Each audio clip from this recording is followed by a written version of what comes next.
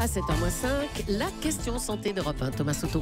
Le tribunal de Toulouse a rendu un jugement inédit. Pour la première fois, il a reconnu qu'une personne électrosensible aux ondes magnétiques souffrait d'un syndrome dont la description des signes cliniques est irréfutable.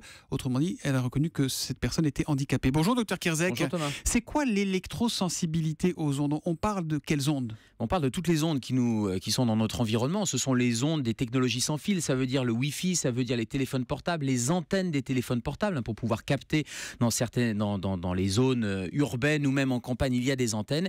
Eh bien, ces champs électromagnétiques, ces ondes électromagnétiques pourraient provoquer des symptômes, et j'emploie bien le conditionnel parce que la causalité n'est pas démontrée, mais pourrait causer un certain nombre de symptômes chez des gens qui sont particulièrement sensibles. Mais ces personnes souffrent de quoi physiquement ? De divers symptômes. C'est pour ça qu'on parle de syndrome. C'est un regroupement de différents symptômes, des maux de tête, des picotements, une asthénie, donc une fatigue un peu chronique. Dès qu'il y a une approche d'un champ magnétique ou d'une antenne, par exemple, de téléphone portable, eh bien, ces gens-là ressentent ces symptômes, une espèce de sixième sens, d'électrosens, qui serait chez certaines personnes beaucoup plus développé que chez d'autres, avec le problème pour nous médecins d'en faire le diagnostic, parce que ça regroupe beaucoup de symptômes, mais des symptômes qui sont des symptômes ressentis. Il n'y a pas de moyen diagnostique, il n'y a pas un test, par exemple, une prise de sang qui permet de faire le diagnostic positif. Mais c'est lourd, c'est très douloureux, puisque cette patiente est considérée comme handicapée. Bien sûr, c'est très douloureux, et cette patiente, Marine Richard en l'occurrence, vit même recluse en Ariège parce qu'elle est obligée de se mettre dans une zone blanche, comme on dit. Une espèce de zone blanche, une espèce de cage de Faraday géante où les ondes sont moindres, parce qu'on ne peut pas être dans une zone où il n'y a pas d'ondes électromagnétiques,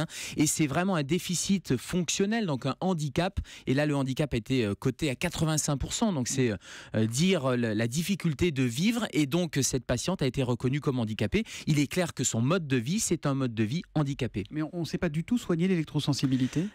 C'est pas une maladie qui est reconnue, donc là son handicap a été reconnu, mais la maladie n'est toujours pas reconnue. Deux, la causalité non plus n'est pas reconnue, donc le traitement c'est simplement s'isoler, j'allais dire simplement, c'est pas si simple que ça dans la vie quotidienne, mais c'est se reculer. Partout, bien sûr, il y a des ondes absolument partout, et même si vous coupez le Wi-Fi chez vous, vous allez quand même avoir le Wi-Fi du voisin que vous n'allez pas pouvoir couper.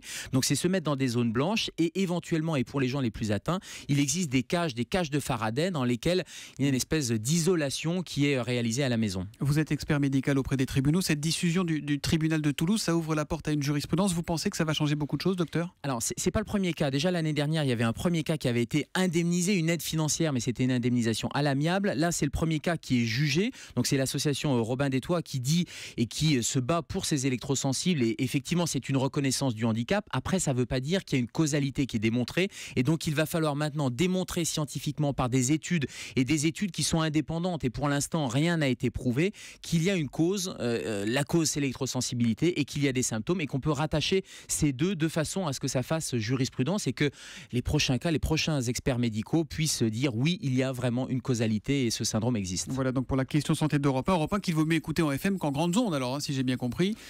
Oui, il n'y a pas que la radio, il y a le téléphone, il y a la radio, et il y a toutes les autres ondes. Gérald, vous revenez demain à 7h-5 sur Europe 1. Demain, docteur. Demain.